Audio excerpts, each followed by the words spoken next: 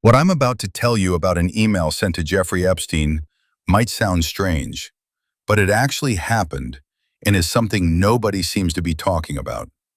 At one point, Epstein received a very strange email forwarded to him by a famous atheist physicist, Lawrence Krauss.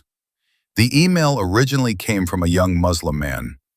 In it, the young man explained that he was born into a Muslim family, but over time he began doubting religion. So he started watching Lawrence Krauss's lectures, reading his books, and listening to his arguments.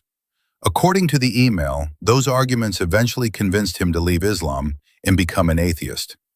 Now, normally, when a public figure receives an email like this from a fan, the story ends there. Maybe they reply with a "thank you," maybe they just ignore it. But Lawrence Krauss did something unusual. Instead of simply responding to the young man, he forwarded the email to Jeffrey Epstein. Yes, that Jeffrey Epstein.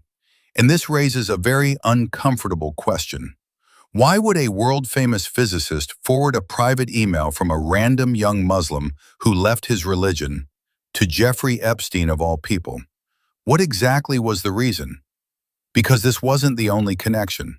Photos and reports have shown that figures like Lawrence Krauss and Richard Dawkins had interactions with Epstein.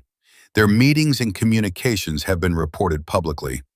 So when you see something like this, an email celebrating a young Muslim leaving his faith being forwarded to Epstein, people naturally start wondering, was this just a random share between acquaintances, or were they discussing something bigger going on behind the scenes? That's a question that still raises eyebrows today.